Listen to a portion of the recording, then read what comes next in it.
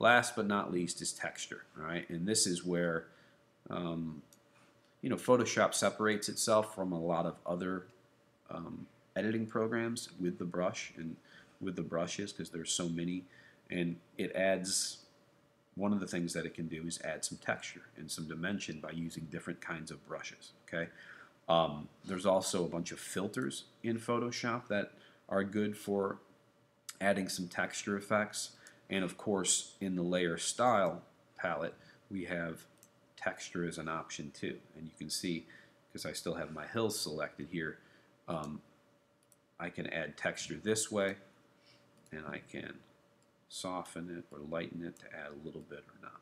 Okay, so there's a lot of different ways to add texture.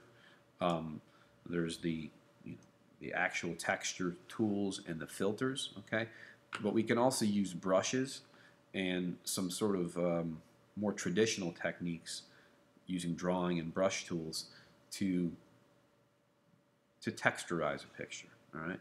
So first thing I'm going to do is duplicate my tractor again. All right. And before I get too further, so I don't get confused, I'm going to call this one tractor color and this one tractor texture.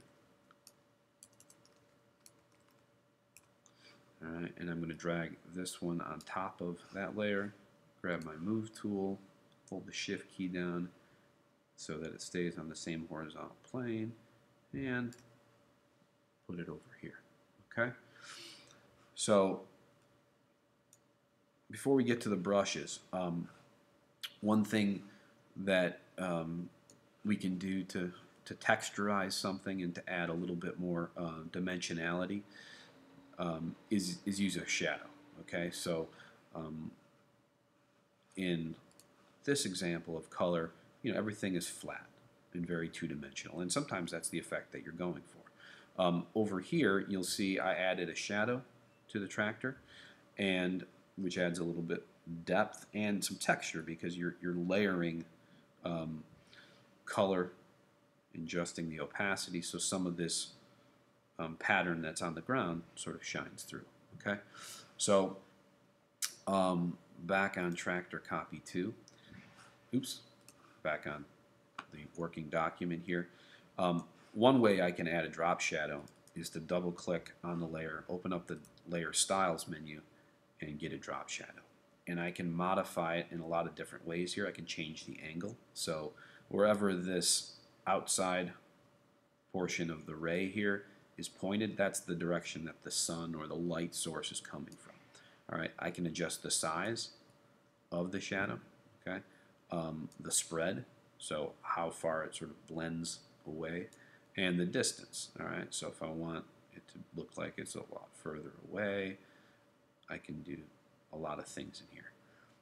And it's very useful, and it's often used, it's used in a lot of cases, a lot in web design, not as much in, well, it's used in print as well, but for different purposes. And then but it has its limitations doing it this way. So one way that we can make a more, I guess, realistic or have some more control over a shadow is to just come in here, and we're going to duplicate this layer one more time. I'm going to call it shadow tractor and say OK. I'm going to change the color back to almost black, and it could be, say OK. I'm going to drag that layer behind the tractor layer, okay?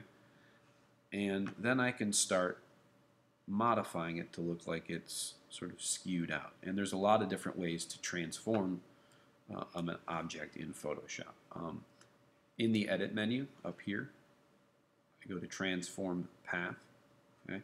And it'll say path here because it's still recognizing this as a path.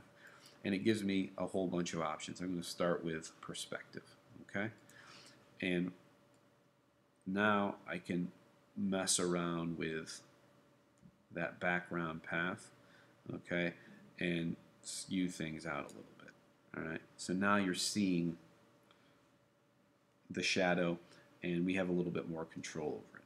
So that's one way to work, okay, and perspective is not our best option for this. It's just one of many. So I'm going to come up here and say don't apply.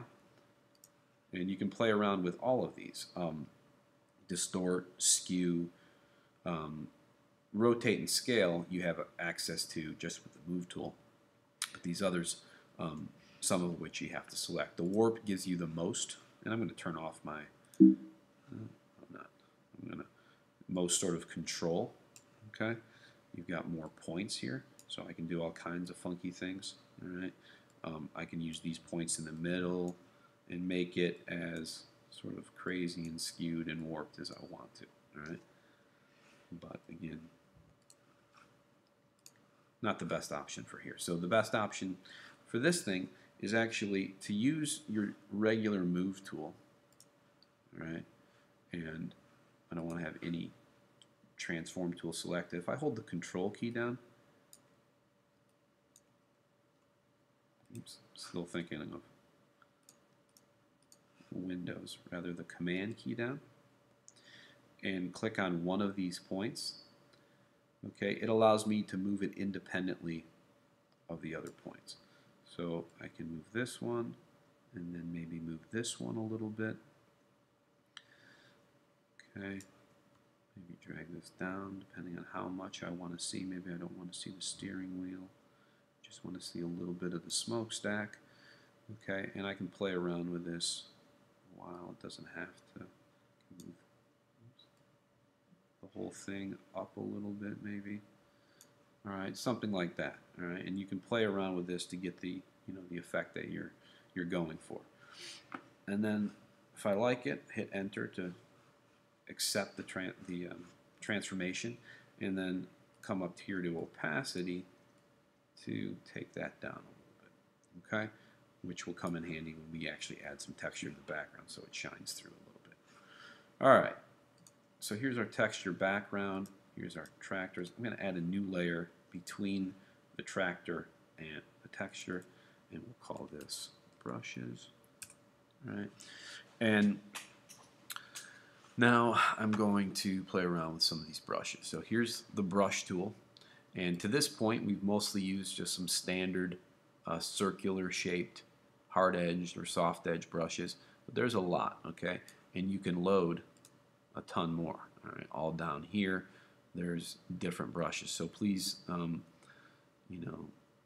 mess around with some of these and see what you find. Always, when you find some that you want to use, hit append instead of OK, and it will just add them to what's already there. All right, some of them are funky like this, and some are more basic. Okay, so and some, to really see the effect, you have to use a slightly bigger size. Okay, so so in order to get sort of, sometimes you want a painted effect, okay, to simulate real paint, or actually to try to make it look photorealistic. Okay, so there's a lot of uses for brushes. One of the ones that is sort of fun to play with is, there's a grass brush. Okay, there's two of them actually. This is a single blade and this is 3 blades. Okay, so I'm going to start with that, and I'm going to use the same green that I had for this background. And I'm on my brushes layer, and I'm just going to start painting some grass on my hills. Not too worried about my background. Turn off my tractor for the time being. Okay, and I'm just clicking and dragging, and this is the shape of the brush, so it's adding this grass. Okay, and this is a somewhat specific example.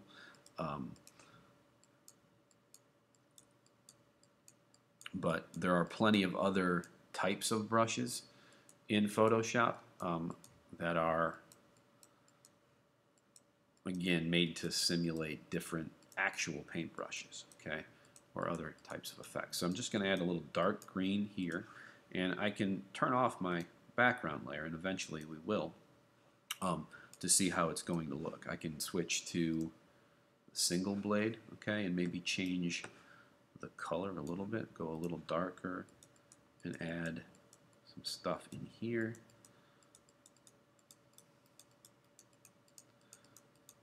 To give it maybe a little sandy, sort of grassy dunes look. All right, so there's the hills. All right, I'm just going to change to a lighter green for the foreground here. Okay, and for this example, well, you know what? Let's do it the right way. I was going to say I was going to put it all on one layer, but that's the easy way out. We always want to make new layers. Let's call this again rear hills and foreground hills. All right, and let's use that layer for adding some of this lighter green. Okay. Use this. All right, I'm going kind of quickly. You know, just get the feel of these things.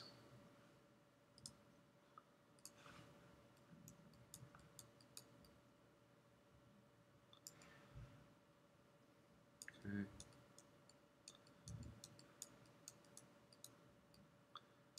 So again, these elements of design are not don't exist in a vacuum. So in addition to adding texture, I'm still using a difference in color. So the fact that there's a little bit lighter grass, even if I turn off my background things, all right, it gets us the feeling that those hills are sort of further away than these.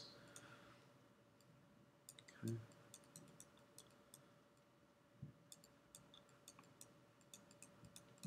Okay, so it's got kind of a patchy grass feel. All right, have it encroach on this one a little bit. That's fine. All right.